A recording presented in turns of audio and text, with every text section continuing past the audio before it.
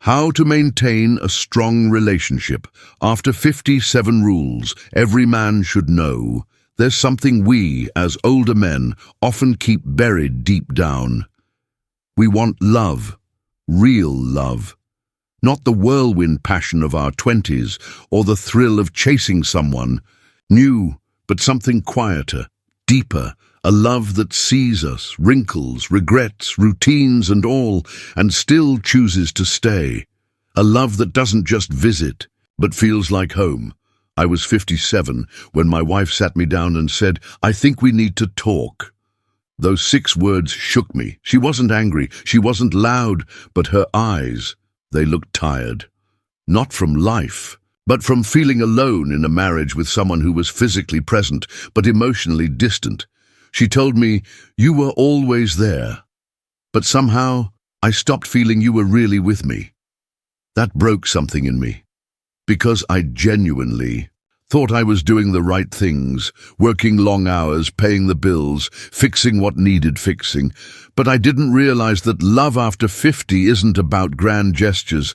It's about showing up, emotionally, consistently, quietly. It's about connection, maintained one small moment at a time. I used to believe that being a good provider meant being a good partner, but I learned, the hard way, that being a present man matters more than being just a good one. And so, after a lot of reflection, regret and long nights alone, I found 7 rules that changed how I approach love. They're not poetic, they're not what Hollywood would sell you, but they're real and they work. So if you've ever felt someone slipping away, if you've sat across from someone you love and didn't know how to reach them, or if you're just trying not to repeat the same mistakes again, then stay with me. This video might just give you what I never had, a roadmap to love that lasts after 50. Love after 50 isn't an adventure filled with fireworks and wild sleepless nights. It's not about butterflies, it's about breathing room, understanding, gentle presence. It's about coming home to someone who sees the lines on your face and the weight behind your eyes and doesn't turn away.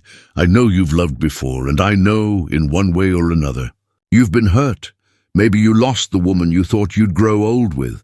Maybe the love slowly faded inside a long-term marriage, not with a fight, but with silence. Maybe you lie in bed next to someone every night, yet still feel deeply alone. After 50, we don't have the same luxury of time to figure it out later. We've made our mistakes. We've carried the scars. What we crave now is peace. Not loneliness, not chaos, not high drama. Just peace, with someone who feels safe to grow old beside. The problem is, most of the relationship advice out there isn't made for us. It's made for the 20-something dating app crowd. Tips like send a witty text or play hard to get. They don't speak to men who've buried parents, raised kids, or watched their partner walk away after 25 years. We don't need dating hacks. We need truth. We need something that goes beyond flowers and date nights, something that speaks to the emotional weight we carry and the quiet hope that love, real love, might still be possible. The 7 rules I'm about to share with you. They didn't come from some best-selling book. They came from late-night conversations with my therapist, from tear-filled calls with friends who were going through divorces, from quiet drives home after realizing once again I pushed her away. And I didn't mean to. These aren't tricks, they're reminders. And maybe, just maybe, they'll give you a new way to love someone else. And to love yourself again, too. So let's begin. 1. Don't aim to be right. Aim to be kind.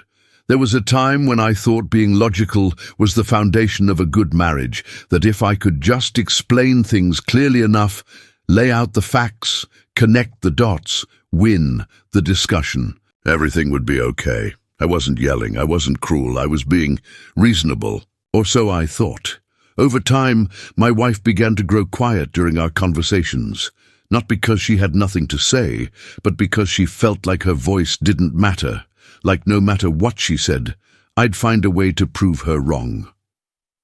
One night, during what I thought was just a casual disagreement, she looked at me and said softly, I don't need you to analyze me. I just need you to listen, to care more about me than about being right. That moment stopped me cold. I realized I'd been treating my marriage like a debate, but no one wins when love feels like a courtroom. The truth is, you can be right, or you can be close, you can defend your point, or you can protect the connection. Rarely both. After 50, what matters most isn't winning arguments. It's preserving peace. It's being kind even when you know you're right. Because sometimes choosing kindness isn't weakness, it's wisdom. Silence is not strength. Presence is. I used to believe silence was strength, that keeping my feelings to myself made me more of a man. I grew up in a time when men didn't talk about emotions. We just carried them, quietly, alone. I thought I was doing the right thing by not complaining, not crying, not burdening her with my stress.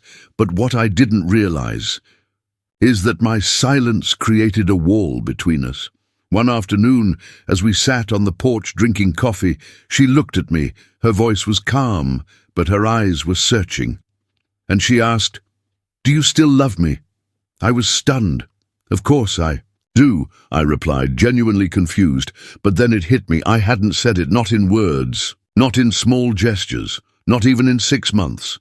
She wasn't asking for reassurance. She was asking because she hadn't felt it.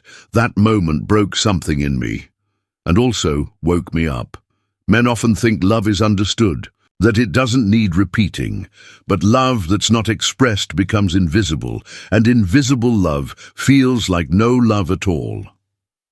Since then, I've learned that real strength is showing up, saying, "I'm proud of you," whispering, "I missed you today," looking into her eyes and saying, "I love you," not just when things are good, but when they're quiet. Because connection isn't lost in shouting, it's lost in silence. 3. Heal before you expect to be trusted. I went into my next relationship thinking I had moved on. The previous one had ended badly. Betrayal, broken promises, silence where there used to be warmth. I told myself I was fine. I told my new partner, "I'm over it." But deep down, I wasn't. Every time she stayed out late, I felt that old knot tighten in my stomach. When she laughed at her phone, I wondered who she was texting. When she got quiet, I feared she was pulling away. It wasn't her fault. She wasn't doing anything wrong, but I treated her like she had to prove she was different every day. One night, in the middle of one of my cold silences, she finally asked, "Why do I feel like I'm paying for someone else's mistakes?" That hit me hard, because she was right. A therapist once told me, unhealed pain doesn't disappear. It just finds new places to hide. And often, it hides inside the people we love the most. So I made a choice. To stop projecting, to journal, to get honest with myself, not just with her, to take long walks without a phone and ask myself, what am I really afraid of? To go to therapy not because I was broken, but because I wanted to grow. Trust isn't about watching someone closely. It's about calming the storms within you so you can truly see them for who they are, not through the lens of your old wounds. If you want someone to feel safe with you, make sure you've made peace with your past. Give space, not because you don't care, but because you do.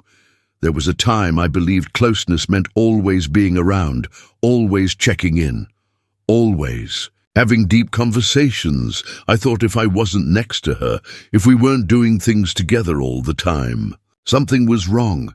But I noticed something. The more I hovered, the more distant she became. The more I pushed for connection, the more she pulled away, not out of spite, but out of need. Need for air, for quiet, for space, to simply be. One afternoon, I found her sitting alone in the backyard.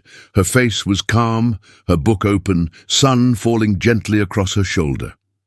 I walked out with the intention to ask her something heavy, but I stopped. I looked at her, peaceful, finally resting, and I turned around, went back inside, and let her have that moment. Later that night, she said, Thank you for not interrupting me today. That silence meant more than, you know, it clicked. Giving space is not the opposite of love. It's an expression of it, especially after 50 when we've lived through noise, raising kids, managing careers, enduring heartbreak. Sometimes the most romantic thing you can do is leave her alone with her own thoughts, knowing she'll come back to you when she's ready. It's not distance that kills relationships. It's the inability to respect each other's individual rhythms. When you allow her space without insecurity, without guilt trips, you show her something rare. You love not just the togetherness, but the person. And that kind of love, it gives both of you room to breathe and room to grow. 5. Rituals matter more than romance. When we were younger, love was loud. It showed up in roses, road trips, handwritten letters under pillows. But as time passed, as responsibilities grew and life settled into routine, the grand gestures faded. And we thought, maybe that's just how it goes. One year I forgot our anniversary, not intentionally. Life had been busy. She didn't yell, didn't cry. She just said, "It's okay," and gave a small, tired smile. But that smile haunted me because deep down I knew it wasn't okay. It wasn't about the flowers or the fancy dinner. It was about being remembered, about knowing that in the middle of my busy mind and tired body, she still mattered. So I started small. Every Friday, I lit a candle before dinner. Even if it was just takeout, every Sunday morning I brought her coffee in bed. No grand declarations, no forced conversations, just presence, a quiet message that said, "You're still seen, you're still cherished." It changed us. She began to soften again, to lean in. Not because I spent more, but because I showed up week after week. After 50, love is less about spark and more about steady flame, and rituals, even the smallest ones, keep that flame alive because passion fades. But intention builds something that lasts. Listen without fixing. It took me years to learn this, and honestly, I'm still working on it. She would come to me, upset about something, her sister said something rude, a co-worker disrespected her, or she just felt off. And me, I'd go straight into problem-solving mode. Well, maybe you should just stop talking to her. Next time, say this. Why do you even let that bother you? In my mind, I was being helpful, efficient, logical, supportive, but she didn't want a fix. She wanted presence. One evening, after I gave her my usual list of solutions, she went quiet, then said gently but firmly, "I don't need you to fix it, I just need you to hear me."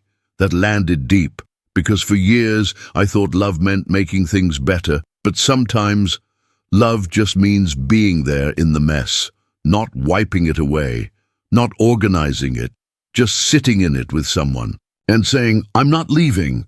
Now, when she speaks, I practice staying quiet. I listen not to reply, but to understand. Sometimes all I say is, "That sounds exhausting," or "I'm sorry that happened," and she relaxes because she feels heard. After 50, connection isn't built on grand speeches. It's built on eye contact, a soft hand on the shoulder, and the courage to stay with someone in their storm, without trying to stop the rain. And here's the secret: the less you try to fix her, the more she feels safe with you. The relationship you have with yourself sets the tone for most of my life.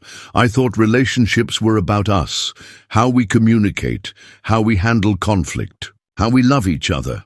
What I didn't realize, until much later, is that every relationship I was in was shaped by the one I had with myself. When I didn't feel worthy, I needed constant reassurance. When I didn't feel confident, I became controlling. When I didn't know how to sit with my own loneliness, I blamed her for not filling the void. I wasn't a bad man. I was just disconnected from myself. That all started to change the day I stopped asking, "What's wrong with her?" and started asking, "What's going on inside me?" I began small. I took solo walks in the morning. No phone, no distractions, just space to think. I started journaling, not to be poetic, but to be honest. I reconnected with old friends. I picked up hobbies I had let go of, and slowly I started feeling like a whole person again, not just someone's husband, someone's provider, but me. And here's what happened. I stopped reacting out of fear. I stopped needing her to fix how I felt. I began showing up more present, more patient, because I wasn't depending on her to make me okay. Your partner can support your growth, but they can't carry your identity. That's your job. The more peace you cultivate within, the more peace your relationship will reflect. So before you try to win her back, try coming home to yourself first. That's where real love begins. So there you have them. 7 rules I wish someone had handed me years ago. Not because they're perfect, not because they guarantee love that never ends, but because they invite something deeper, connection that isn't rushed, love that doesn't demand perfection, and a version of you that's more whole, more present, more real. If I could go back, I wouldn't try to be more impressive. I'd try to be more available. I'd listen longer. I'd pause more. I'd say, I love you, without waiting for the right moment. But here's the thing, you and we don't get to go back. What we do get is right now. You still have time to show up, to be kind, to rebuild what may feel distant, even broken, or maybe to begin again. So I want to ask you, have any of these 7 rules spoken to something inside you? Have you ever pushed someone away, not because you stopped loving them, but because you didn't know how to stay? If the answer is yes, you're not alone.